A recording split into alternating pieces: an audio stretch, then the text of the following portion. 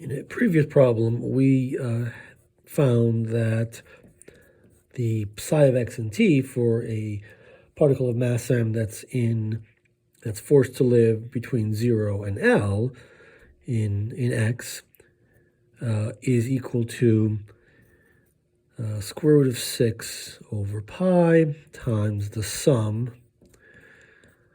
from n equals 1 to infinity of the following terms: minus 1 to the n plus 1 over n times the eigenfunctions of energy, sine n pi x over L, e to the minus e n t over h bar, where e n, of course, has the usual values, n squared, h squared over 8ml squared.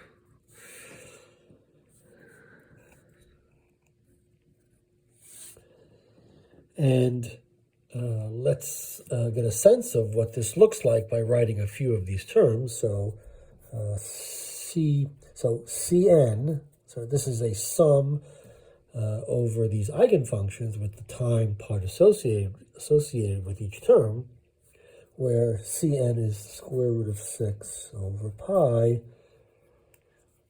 minus 1 to the n plus 1 over n. So we have C1.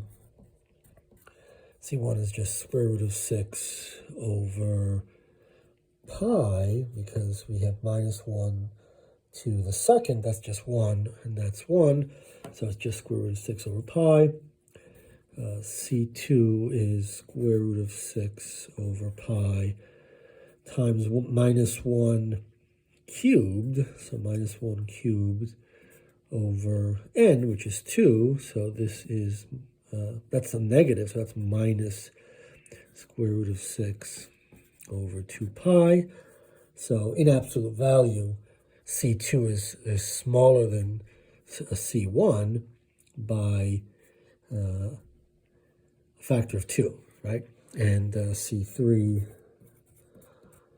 is square root of 6 over pi times the minus 1 to the 3 plus 1, which is 4. That's positive, over n, which is 4, and that's square root of 6 over 4 pi.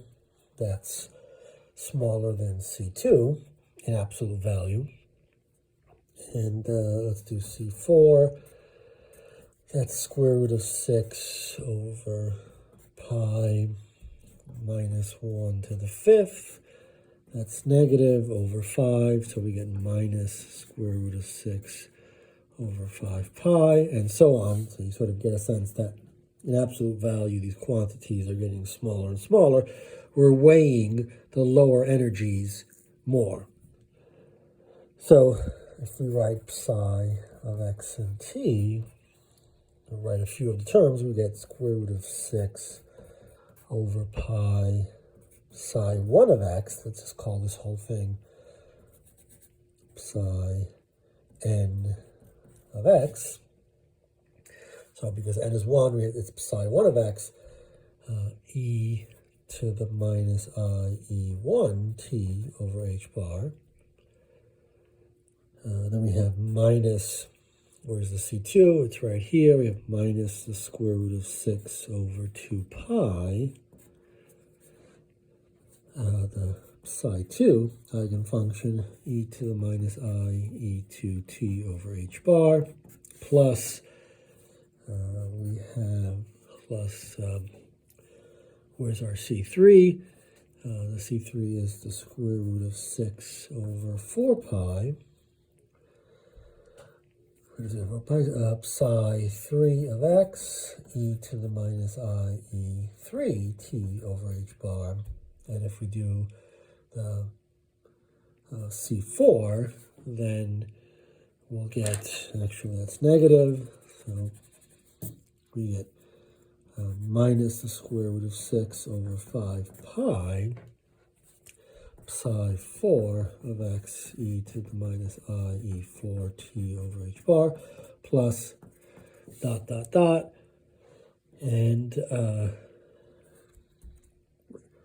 right, so these are all the weights. These CNs are the weights of these functions, and so, right, the intensity is such that we must have, when we square these, or take the modulus squared of these and sum these, we must get 1. That's the normalization condition. Right, so those CN squared are sort of the intensities or the probabilities of finding, of being in the state with energy En. And so if we want, for example, let's say the probability of finding an energy E4, if we make a measurement, is simply the C4 modulo squared, which in this case is, where's the C4? It's right here. We have to take this and square it. So we get 6 over 25 pi.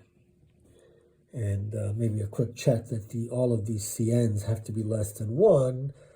Right? Pi is a little over 3. Square root of 6 is less than 3. And so all of them are less than 1. And presumably this converges.